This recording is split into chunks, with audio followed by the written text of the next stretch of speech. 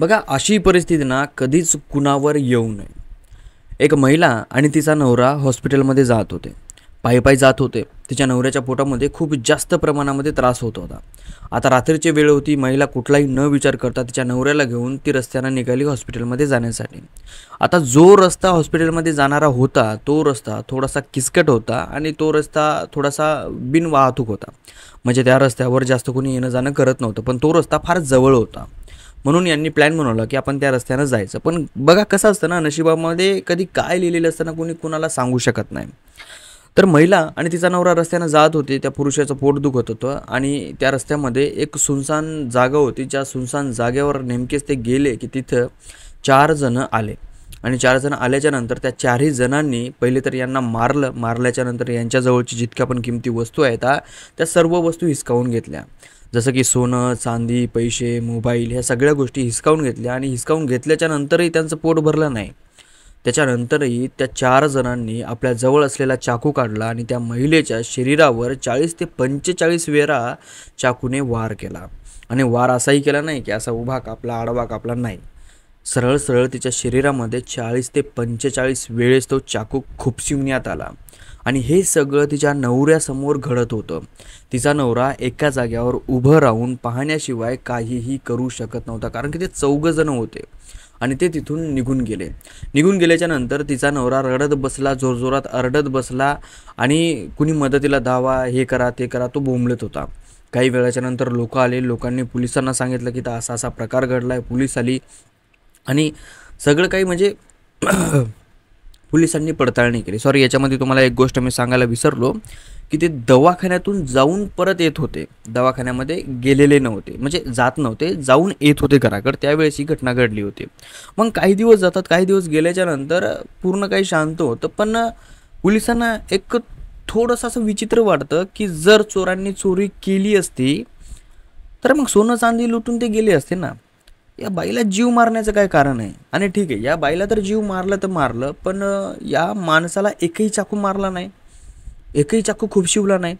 आणि असं तर नाही ना होऊ शकत की आपल्यासमोर आपल्या बायकोला कुणीतरी एवढ्या ब्रुटल पद्धतीने मारू शकतंय आणि आपण एकदम चुप्प, एकदम घट्ट उभं राहू? नाही होऊ शकत ना. तर थोडंसं विचित्र वाटलं त्यांना. तर त्यांनी काय केलं, पडताळणी पुन्हा करण्याचा निर्णय केला. आता हा माणूस आणि त्याची बायको ज्या दवाखान्यामध्ये गेले होते, पोलीस तिथं गेले आणि तिथं डॉक्टरांना विचारलं की त्या माणसाच्या पोटामध्ये खरंच दुखत होतं का? तर तो डॉक्टर म्हणला की हां, तो माणूस आला तर होता, पण मला काही असं आढळलं नाही की त्याच्या पोटामध्ये काही दुखलेलं, म्हणजे काही बिमारी वगैरे काही असं मला आढळलं नाही. सगळं काही ठीक होतं आणि तो परत तिथून निघून गेले. का कसं मला माहिती नाही. मग याच्यावरून यांचा संशय थोडा जास्त घट्ट बसला की बाबा याच्यामध्ये थोडं काहीतरी वेगळं असू शकतं. मग पोलिसांनी पडताळणी अजून सुरू केली. आता सुरू केल्याच्या नंतर लोकेशन याच्यावरून ना त्या जे 4 जण होते त्याच्यापैकी 3 जणांना पकडण्यात आलं की बाबा त्यांनी असं का केलं म्हणून. 3 जणांना पकडण्यात आलं. त्यांना विचारपूस केली आणि विचारपूस केल्याच्या नंतर जे काही पोलिसांसमोर आलं ना, ते एवढं भयानक होतं आणि एवढं खतरनाक होतं की पोलिसांनी सुद्धा विचार केला नव्हता. ते जे 4 जण होते त्या माणसाच्या बायकोला मारणारे, ते दुसरे कुणीही नव्हते, याच माणसाचे मित्र होते आणि यांचा हा पूर्णपणे बनवलेला एक प्लॅनच होता. बघा, जो हा माणूस आहे, या माणसाने काय केलं होतं की 2 दिवसाच्या अगोदर आपला मोबाईल हरवला ही बातमी पूर्ण घरामध्ये पसरवली की बाबा माझा मोबाईल हरवला आहे, माझा मोबाईल हरवला आहे. आणि मोबाईलमधलं सिम कार्ड काढलं आणि त्याच मोबाईलमध्ये दुसरं सिम कार्ड टाकून त्या दुसऱ्या माणसाजवळ याने मोबाईल वापरायला दिला. आणि त्या दुसऱ्या मित्रांना याने 1,00,000 रुपयाला सुपारी दिली होती की याच्या बायकोला मारायचं. आता याच्या बायकोला मारण्या पाठीमागचं कारण हे खूप विचित्र होतं. आणि विचित्र कारण असं होतं की या माणसाचं हिच्यासोबत झालेलं होतं दुसरं लग्न आणि याची जी बायको होती ती याला अजिबात देत नव्हती टाईम न दिल्या कारणामुळं तो चिडचिड करायचा आणि तो चिडचिड करू लागला की त्याची बायकोही त्याच्यासोबत चिडचिड करायची, त्याच्यासोबतही भांडणं करायची, त्याच्या परिवारासोबतही भांडणं करायची आणि घरामध्ये कलेश करायची. मग हा फार तंगडलेला होता आणि याने नाविलाजाने तसा विलाज करण्याचा प्रयत्न केला आणि तसा विलाज करण्याचा ठरवलं की हिला ना संपवायचंच. मग एका दिवशी याने नाटक केलं की माझ्या पोटामध्ये खूप जास्त दुखते आणि त्यावेळेस याने प्लॅन बनवला की आपल्या मित्राला बोलवायचं आणि त्यांच्या हातून आपल्या बायकोचा कार्यक्रम करायचा की खोटं नाटक करायचं की लूटमार करण्यासाठी आले, जवळचं जे काय पैसा नाणं आहे ते सगळं काही हिसकावून घेऊन गेले. आणि नंतर मग त्यांनी हा खेळ रचला. पहिले तर दवाखान्यामध्ये गेले, यानं पोट दुखायचं नाटक केलं, दवाखान्यामध्ये काही निघालं नाही. त्याच्यानंतर त्याची बायको आणि तो भांडणं करत करत रस्त्यानं परत येत होते आणि जेव्हा तो सुनसान रस्ता लागला त्यावेळेस तिथे ते चौघजणं आले आणि चौघाही जणांनी या पूर्ण घटनेला शेवट केला.